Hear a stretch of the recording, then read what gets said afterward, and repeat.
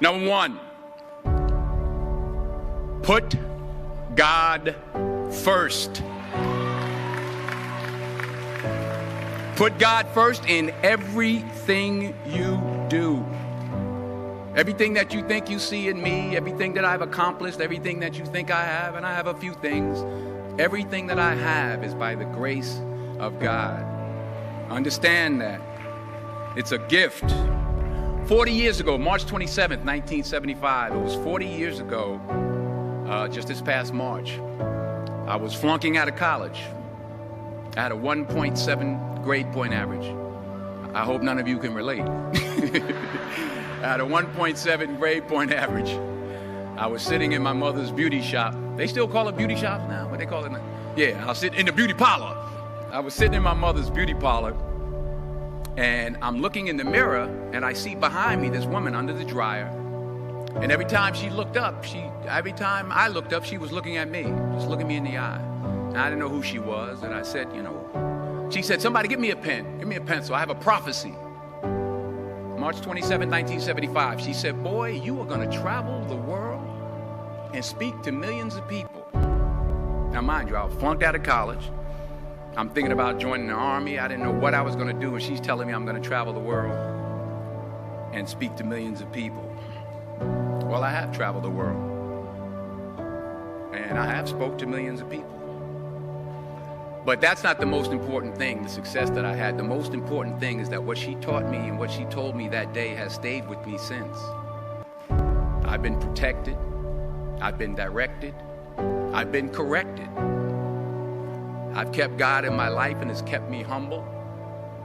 I didn't always stick with him, but he always stuck with me. So stick with him in everything you do.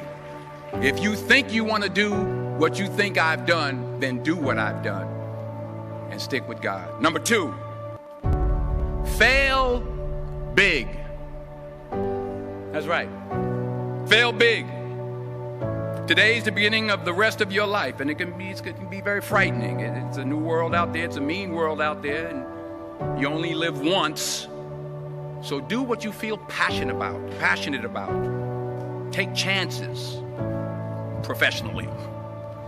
Don't be afraid to fail. There's an old IQ test, was 9 dots, and you had to draw 5 lines with a pencil within these 9 dots without lifting the pencil. The only way to do it was to go outside the box. So don't be afraid to go outside the box.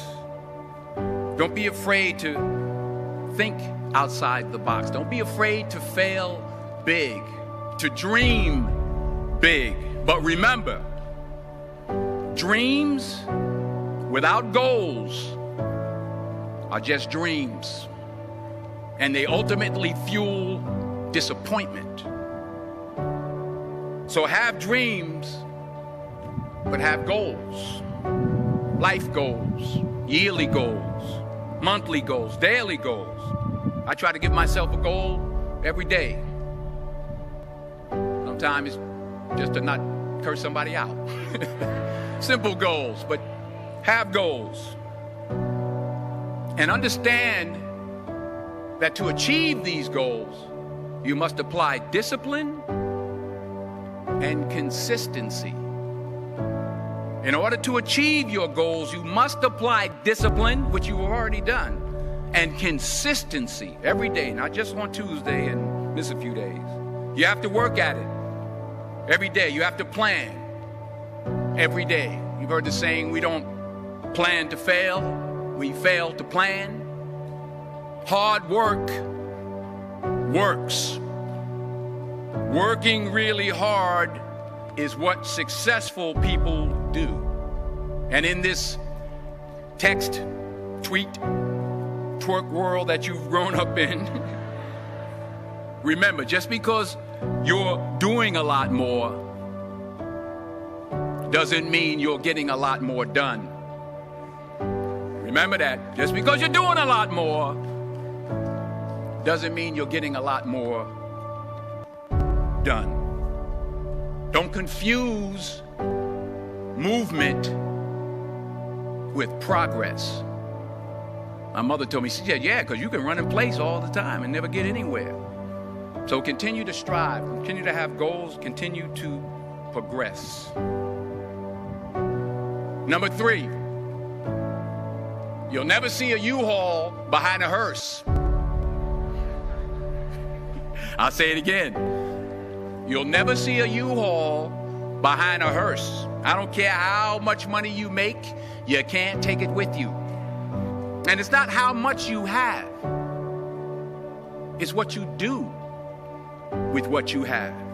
We all have different talents. Some of you will be doctors, some lawyers, some scientists, some educators, some nurses, some teachers. Yeah, okay. Some preachers. The most selfish thing you can do in this world is help someone else. Why is it selfish? Because the gratification, the goodness that comes to you, the good feeling that I get from helping others, nothing's better than that. Not jewelry, not big house I have, not the cars, but it's the joy. That's where the joy is, in helping others. That's where the success is. Finally, I pray that you put your slippers way under the bed tonight, so that when you wake up in the morning, you have to get on your knees to reach them. And while you're down there, say thank you for grace. Thank you for mercy. Thank you for understanding. Thank you for wisdom. Thank you for parents. Thank you for love. Thank you for kindness. Thank you for humility. Thank you for peace. Thank you for prosperity. Say thank you in advance for what's already yours. That's how I live my life. That's why I am, one of the reasons why I am today. Say thank you in advance for what is already yours. True desire in the heart for anything good is God's proof to you, sent beforehand to indicate that it's yours already. I'll say it again. True desire in the heart, that itch that you have, whatever it is you want to do, that thing that you want to do to help others and to grow and to make money, that desire, that itch, that's God's proof to you, sent beforehand already to indicate that it's yours.